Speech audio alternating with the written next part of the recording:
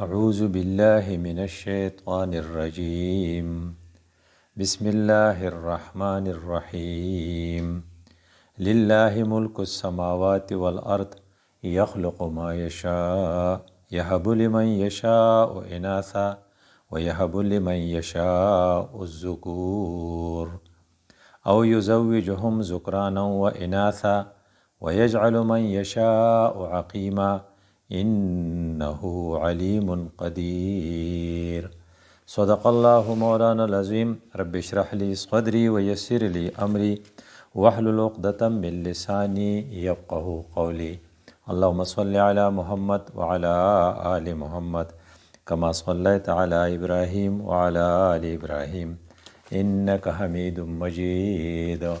نن زمونږه د دې ڈسکشن موضوع چې دا هغه دا والدین اولاد کی تربیت کیسے کرے. په دنیا کې چې کم مخلوق ته په دې کې بهترین مخلوق انسانان دي او په انسانانو د خدای په رحمتونو کې او غټ رحمت دا دی چې دیله بچي ورکړي. اولاد چې دی دا د الله په نعمتونو کې یو لوی نعمت دی او د والدینو ذمہواری د اولاد دراتلو سره نورم بڑاویږي. دا یو عجیبه خبره ده چې پخوا به مونږه په کچه کوټو کې اوسېدو، اوس مونږ په پخو کورونو کې اوسو او مخکې به مونږ صرف لینټر او سیمټ استعمالول، اوس مونږ ماربل او چپس استعمالو. څنګه تبدیلی چې زموږ په کورونو کې راغلی ده داسې تبدیلی په افرادو کې راغلی ده. یعنې مکان چې څنګه بدل شو داسې مکین هم بدل شو.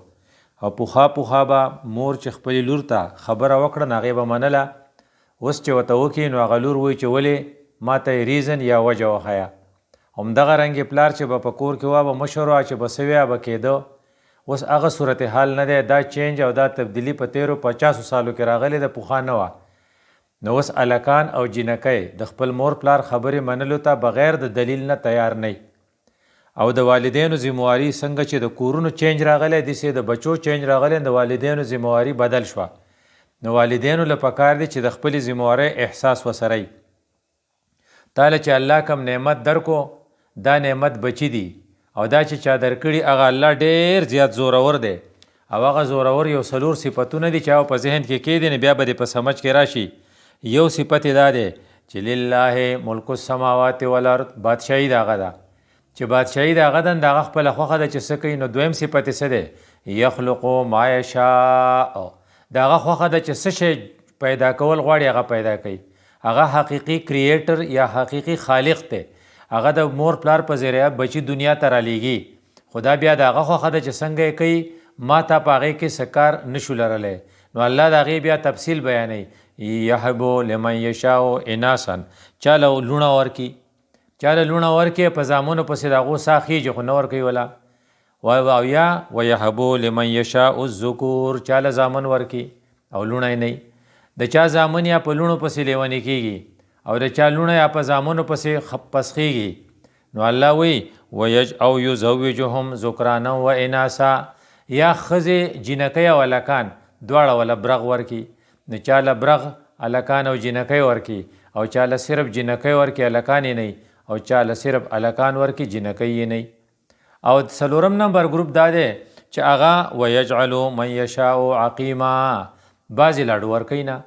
واده وشو 60 کاله وشو 10 کاله وشو صحیح کېږي نه. ډاکټر صاحب راغی او ډاکټر راله او اسلام آباد تن بوتلو امریکې تن بوتلو خو بچی نه کېږي. ویجعلو من یشاء عقیما، دا کار ولې کوي؟ ځکه کوي چې الله چې دی ملک السماوات والارض، بادشاهي د هغه ده. دویم یخلق ما یشاء، نو ما ته په هغې کې انټرفیرنس یا مداخلت نشو کولی.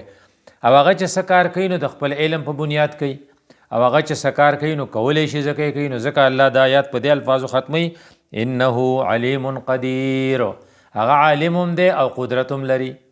دیو جن زما ستا دپاره صحیح حل دا دی چې موږ راضي به رضای رب شو. علیم قدیر دی، چاله چې زامن ورکړي جو په زامنو کې به خیري، او چاله چې لوڼه ورکړي او زامن یې نه جو په دې کې به خیري، او چاله بالکل نه ورکړي جو په دې کې به خیري. ځکه علیم او قدیر ذات دی. ته به کنسنټریشن کې او خپله توجه به ورکوې په دې چې ستاسو ذمہواري ده. وایي ستا ذمہواري دا ده چې تاله کوم الله تعالی کوم بچي درکړي دي دا په حقیقت کې د الله تعالی د طرف نه تاله تحفه ده، دا گفت دی. ځکه قرآن کې یهبو لفظ راځي، یهبو ورکوي، بخي، ګفت ورکوي، تحفه ورکوي، نو تاله تحفه درکړې ده، نو ته به احتیاط کې چې د دې تحفې قدر وکې او د دې د قدر دپاره تاله والدینو له یو څو ذمهوارۍ دي. یوه خبره ده چې ستا په بچو چې کومې خبرې اثر غورځوي نو یو څلور خبرې ستا په ذهن کې پکار دي. نمبر 1 فیملی سټرکچر، چې ستاسو په فیملی کې کم افراد چې دي، کم ښځه خاوند چې دي، چې پخوا صرف ښځه خاوند و، د بچو د کېدو نه پس هغه مور او پلار ورته وایي، او بیا د ډېرو بچو د نه پس بیا پکې خویندې وروڼه جوړ شو. دا 3 ډایمنشن چې جوړ شو د دې سټرکچر څه دی؟ نو که دې سټرکچر داسې چې بایولوژیکل پیرنټس ورته وایي، هغه والدین چې د هغو نه دا بچي پیدا وي، دا به یو ښه توجه وي. خو که فرض که پیدا تې نه وي او پردې خلق یې ساتي، نو که هغه پلندري او که هغه اډاپټډ وي، پردی بچی راغلی وي دا ماته پلاني بخلی دی، او یا هغه پلار یې معلوم نه وي، لکه څنګه سبا چې نن په یورپ کې د دې وجې نه په شناختي کارت کې د سړي سره د پلار نوم نه لیکي، سن یا ډاټر اف مور لیکي، د مور نوم لیکي، ځکه مور یې معلومه او پلار یې نه وي. دې ته الټرنیټ فیملی وي یا الټرنیټ پیرنټس وي.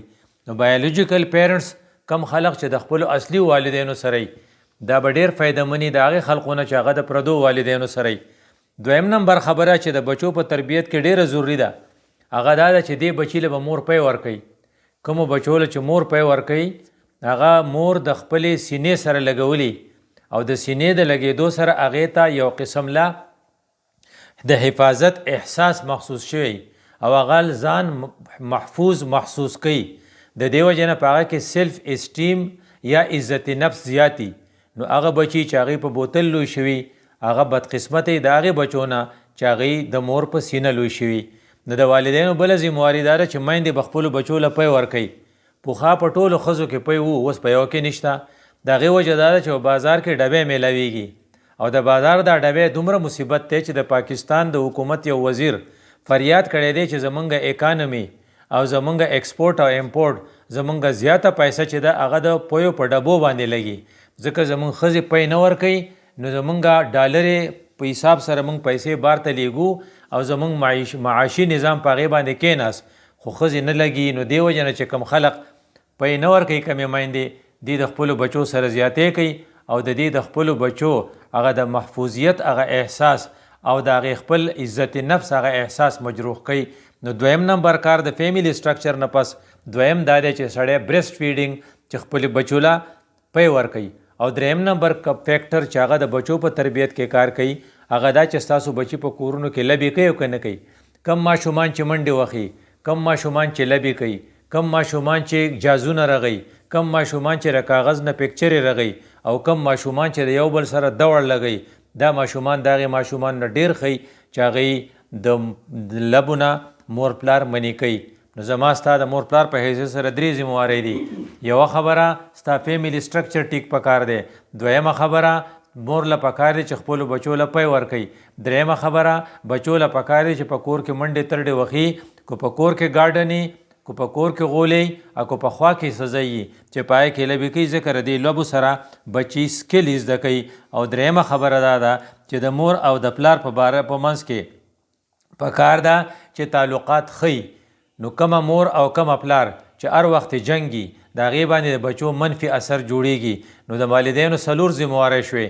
فیملی سټرکچر اصلي والدین پکار دي، او نمبر 2 د ښځې د خاوند په منځ کې تعلق دا خوشګوار پکار دی، او نمبر 3 مور له پکار دی چې خپلو بچو له پخپله تی ورکوي، او نمبر 4 موږ له اجازت ورکول پکار دی چې خپل بچي لبې کوي، ځکه د لبو سره ماشومان ډېر زیات سکل او ډېر زیات مهارت زده کوي او د هغې ډېره لویه فایده راوځي. وی دا مور پلار چې دي، دا پلاران چې دي او دا مور ورسره دې ته که ته وګورې دا 3 قسمه دي. یو هغه خلق چې هغه ډېر زوروري، مور پلار دې ته اتارټیټو پیرنټس وي یا جابرانه والدین ورته وي یا جابرانه ما باپ ورته وي. دی خپلو بچي خپلو مرضۍ ته بالکل نه پرېږدي. وایي زه چې څه وم هغه به کې، که غږ دې وکړو نو ښه به نه وي. نو دا سړی چې ایله غورانۍ کوي نو پلار ته لوړ تم وي او مور ته پڼه او یا سپلی تم وي، دا بچی ډپریسي. نو دا جابرانه پیرنټس چې دي د دې په بچو کې غټ نقصان دی چې دی په کور کې ډپرنس پاتې شي، دی په کور کې د خبرې د کولو نه دی خپل رای نشي ښکاره کولی، نو دا خلق چې کله بار ته وځي دا بچي نو دا بچي بار ورانه کوي، دا بچي خودغرضی، دا بچي سیلفشي او دا بچي چې دی د نورو خلقو سره د دې سلوک بار خنی ځکه چې دی د پکور کې ډیپریس پاتې شوي. نو د مور پلار یو ذمہواري دا ده چې جابرانه پیرنټس چې دي هغه والدین چې هغې ډېره سختی کوي په کور کې د هغې نه ځان وباسي ځکه چې د دې سره د بچو په تربیت ښه اثر نه بلکې بد اثر پیدا کیږي. دویم نمبر والدین هغه دي چې هغې ته غافلانه پیرنټس وایي چې هغه د خپل مور خپلو بچو نه مکمل غافلی، هغه اډو خبر نه چې زمونږ بچي څه کوي، هغه خو یا کور ته نه راځي یا د شپې ته چربانګه پورې په حجره کې ناسي یا چې ملایا ته لاړ شي نو بیا واپس نه راځي یا په دوبۍ کې ډېره وخت تېروي او یو لساتو ورځو راځي بیا منډه کوي او بچي دلته په خپله لویږي.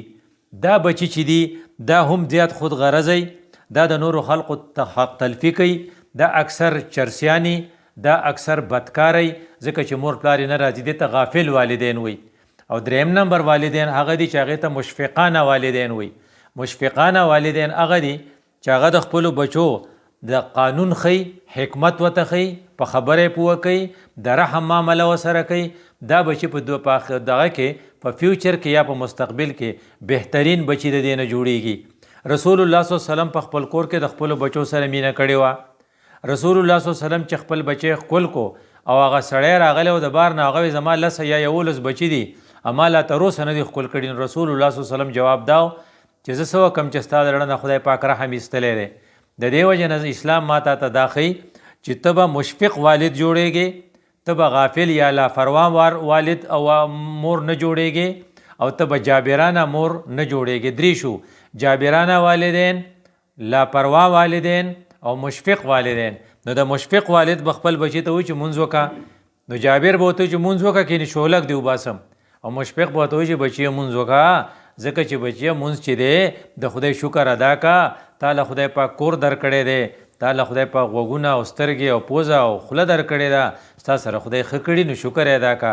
او بچیه چې شکر ادا کړې که نه نو خدای به دل نور هم درکړي. دا د حکمت انداز دی. دا مشفق والد وایي. جابر والد څه وایي؟ شابکه هلکه مونځ وکړه کینې شولک دی وباسم. د هغې نه دا بل مشفقانه رویه ډېره ښه ده. خپل بچي ته وایي مشفق والد بچیه مرغۍ چې دی مه ازاروه، ته د مرغو نه بچي د جالې نه راوړې نو هغه مور یې پسې بیا خپی نو ګوره ته ازار ماله که نه ځکه چې د ازار نه چا بازار موندلی نه دی. دا مشفق والد دی. مشفق والد خپل بچي ته وایي بچیه ته چې جومات ته ځې که نه د داسې جامې اغونده چې هغه مهذبي. که ته په جانګي کې جومات ته لاړې او تا مونځ وکړو نو کیدای شي چې مونځ تا وشي خو ته به مهذب نه یې ځکه په دې جانګي کې ته د خپل تره د زوی او د ماما د زوی واده له نشي تللی. نو چې په کومه کپړه کې تر والدینو د خپلو رشته دارو ودون له نشي تللی پای کپړه کې په سب کې مو درېږه. نو بچی چې ستا جامې ډېرې سخایي که نه رنګونه پرې لګېدلي نو ته بیا جومات ته چې ځې نو پاکې جامې واغونده. او بچیه تهذیب هم یو شی دی. نو د عبادت کې مهذب پاتې کېدل ضروري. نو بچیه ته وایي چې ټوپۍ ضروري نه ده خو د ټول خلق که هر قسم له دین والا دي هغه د عبادت په دوران کې د هغې یو دغه د هیډ کورینګ یعنې سر پټ کی. نو که د پټکي په صورت کې، که د صادر په صورت کې، که د رومال په صورت کې، که د کراکورۍ په صورت کې، او که د پکول په صورت کې، او که د ټوپۍ په صورت کې، دا زیات مهذب ښکاري په ځای د دې چې هغه سړي نه چې هغه سرتور ولاړي. خو بیا ستا ټوپۍ داسې پکار ده چې په هغې ټوپۍ کې کو ته فرض که بازار ته وځې یا ته چا واده له لاړ شي نو خلق د پورې خاندي نه. نو د جومات هغه سخا ټوپۍ، د میزرې هغه ټوپۍ چې ځای په ځای شلېدلې ده هغې په ځای نه ستا ښکلې ټوپۍ پکار ده. نو دا مشفق والد خپلو بچو ته د زندګۍ طریقې ښیي. صرف د قانون پابندي نه بلکې هغه ورته وایي چې دا کار دې وکړو نو انعام به درکم، که دا کار دې ونه کړو نو بیا به دله سزا در کوم. وایي ننني والدین چې دي سزا ورکولو کې سخیان دي خو په انعام ورکولو کې شومان دي. نو موږ د والدینو 3 قسمونه وي. نمبر 1 غافل والدین، نمبر 2 جابر والدین او نمبر 3 مشفق والدین.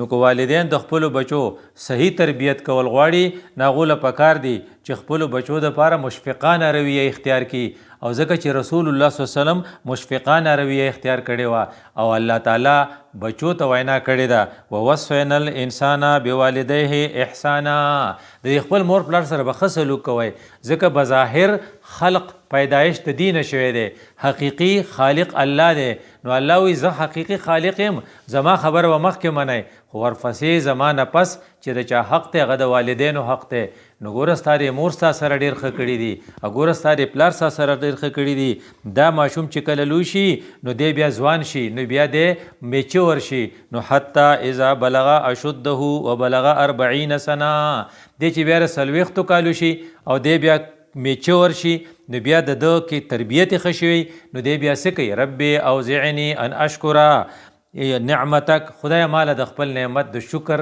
توفیق راکې نو بیا منظم کوي بیا روجیم نسی بیا حج لمزي بیا حلاله کمایم کوي ځکه دی شکر کوي او به خدایا وعلى والدیا زما د مور پلارم خیال ساتي نو مور پلار ورته یادي ځکه دی مور پلار د خپل بچي تربیت کړي د دې تربیت په نتیجه کې دی چې ځوانۍ ته ورسېد د ته اوس مور پلارم یاد دی اوس د به واده کړي د به بچي کېږي د هغو سره بغمي وی واصلح لي فی ذریتي خدای زما بچیم صالحه کې او بیا سوی ان اعمل صالحا خدای ماله توفیق راکړي چې زه عمل وکم دا د والدینو ذمہواری ده چې جابرانه والدین به نه جوړیږي لاپروا والدین به نه جوړیږي بلکې دا به مشفقانه والدین جوړیږي خدا به الو کېږي چې ردی کور سټرکچر ټیکی او د کور سټرکچر به الو ټیکی چې سړی واده کوي چې پاغي کې احتیاط وکړي ځکه د بچی په تربیت باندې دغه د مور پلار د تعلقاتو ډیر لوی اثري نو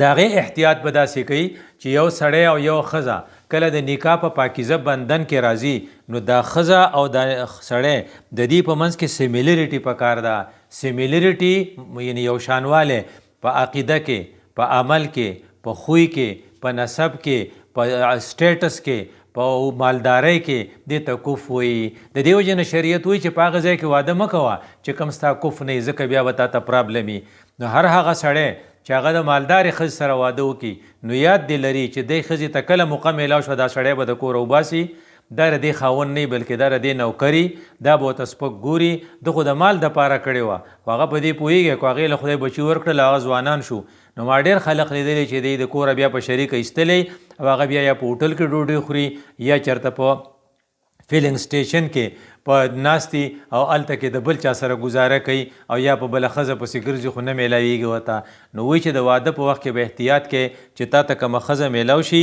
د هغې مزاج او خوی هم ستا په شانتي که هغه ډېره تیزی نو بیا به هم ګزاره ګرانئ که هغه بار ګرځي نو بیا به هم ګزاره ګرانئ او که ته کور ته نه راځې نو بیا به هم ګزاره ګرانئ نو معامله به خرابېږي د واده په وخت کې به لومړی احتیاط د کف دی عقیده او د عمل آهنګي غریب लड़का मालदार औरत से शादी नहीं करेगा और मालदार औरत गरीब लड़के से और मालदार आदमी गरीब औरत से भी अगर शादी कर ले نو هر کله چې بله ښځه ورپې سبا کوي بیا به یې کور ټیک نه وي د دواړو مزاج هم یو شان پکار دی د دواړو عقیده هم یو شان پکار ده د دواړو خوی هم یو شان پکار دی او کله چې دغه وشي بچو ته دا موقع میلاو شي او داسې کور جوړ شي نو په هغې کور کې د والدینو او د بچو تربیت چې دی بیا اسانی نو کم کسان چې هغه د خپلو بچو دغه کول غواړي تربیت کول غواړي هغې به د دې خبرې احساس کوي او د دې خبرې با احتیاط کوي چې هسې نه چې واده په غلط ځای کې وکړي او چې کله خدای پاک والا بچي ورکړي نو بیا به د خدای شکر ادا کړي د بچو د طرف نه والدینو ته 2 پرابلم پیښیږي او هغه دواړه پرابلم به ډیل کې ادروایز بیا پریشانه لومبنی پرابلم د هغې ډیسپلن دی هر هغه پلار چې په کور کې د ډیسپلن پابندي کوي دې ته نظم و ضبط وي او په هغې کې یو قانون جوړ کړي مثلا دا قانون چې واړه به د ماښام د مانځه نه پس چې کله بانګ ویل شي بیا به بار ته نه وځي ټول مسایل که هغه د غلا په صورت کې که هغه د کډنیپینګ د تختولو په صورت کې که هغه د مار او د لړم د چیچلو په صورت کې د ماښام د انور د پریوتو نه پسې دې وجې نه د شریعت مزاج دا دی چې ماښام شي چې واړه خپل کور ته راشي نو یو ډیسپلن یو قانون دا شو چې بچو د قانون اطاعت به کوو او هغه دا چې د ماښام نه پس په بار لبې نه کوو د ماسخوتن نه پس خبرې به نه کوو یا به سټډي کوو یا به ذکر کوو یا به د تعمیري جرګه کوو، خو که د دې نه علاوه صحیح نو د ګپ شپ اجازت په نه او د 9 بجو نه پس د خبرنامې نه پس به ټي وي آن نه ټي وي به نن مکمل طور باندې خپل بچو باندې کوشش کې چې هغه د ډیسپلن پابند کې او د قانون پابند کې، ځکه چې انسان هغه سړی د مور پلار خوښي چې هغه معاشرې ته قبولي او معاشرې ته بالو قبولي چې هغه د ډیسپلن پابندي کوي. د منځونو دا 15 وخت راتلل په وخت منځ کول دا هم ډیسپلن تا ته ښي. نو چې کله یو سړي کې ریګولري نو هغه ډیر ښه د هغه سړي چې هغه ایرریګولري او کم خلق چې ایرریګولري ډیسپلن پابندي نه کوي د هغې بېسری او د بېسره وړوکي نه د خیر تمنئ. نو والدین به کوشش کوي چې د ډیسپلن دا یو ډي دی د دې ډي خیال به ساتي. نو د والدین به کوشش وکړي چې خپل بچي په دې رضا کړي چې د ماسخوتن نه پس به کوشش کوو چې ارلی ټو بیډ چې وختي اوده شو، بیا کوشش کوو ارلی ټو رایز چې سار مانځله ټول پاسو، او میندې به د دې کوشش کوي چې د خپلو بچو په ذهن کې دا کیدي چې وړو اوده شئ سار به مانځله ځئ، په ځای د دې چې میندې ورته دا وایي چې وړو اوده شئ سار به سکول ته ځئ. همدا دواړه خبرې دي، خو سار به مانځله ځای والا کنسپټ به ډېر بهتري. دا د والدینو یو ذمهواري ده د بچو ډیسپلن. دویم نمبر ډي د بچو ډیمانډ دی. بچی به غواړي څه څیزونه دې ته ډیمانډ وایي. ډومبنے سنہری اصول دا یاد کا کہ بچوں کے ہر ڈیمانڈ کو پورا نہ کرے. بچے چې څه شی غواړي ته ول راوړې بس دا بې سره شو. که دی وایي چې ماله دا شی ته ول هغه ورکې، نو لږ ساعت پس دا وایي ماله دا شی ته ول هغه ورکې. نو بچی د ډیمانډ ته خون ولا ورکی، چې کله ولا خون ورکی نه مسلسل ډیمانډز کوي. دی ډیمانډ ته خواهشات وایي. وی ته یو اصول په ذهن کې کېده د بچو ضرورتونه پوره کول ستا ذمهواري ده، د هغو خواهشات پوره کول ستا ذمهواري نه ده. وی دا څنګه؟ وی خواهشات د بادشاه نوم څوک نشي پوره کولی. بادشاهان چې دي هغې خواهش هم په دنیا کې پوره کیږي نه. رسول الله صلی الله علیه وسلم دې طرف ته اشاره کړې وه، وی کو یو سړي له د غره برابر سونه میلاو شي نه سره وکړه دومره یي لکه یو غر، نو دی به سوال کوي او دی به خواهش لري چې یو غر بل وی. ځکه د انسان خېټه چې ده د خواهش دا صرف د قبر خاوره مړولی شي، بل شی نشي مړولی. نو خپلو بچو کې چې دا صلاحیت پیدا کړي چې هغې بیجا ډیمانډ نه کوي. ستا بچی چې سکول ته لاړ شي نو کو نږدې نو په کار ده چې پیاده ځي، نو ضرورت یې څه دی؟ ضرورت یې بوټان دي په ژمي کې او په اوړي کې سپلی دي چې هغه وله توالې. خو که دی په دغې 2 قدمه ځای کې موټر غواړي دا د خواهش دی، دا به له نه پوره کوي. که خواهش ته له پوره کړو نو دا بچی به بیا بې سره وي. او دویم دا چې که دی لږ لري جو سایکل یا موټر سایکل باندې به ځي، او که د هغې نه هم لري نو د سکول او د مدرسې چې کوم ګاډی په هغې کې به ځي.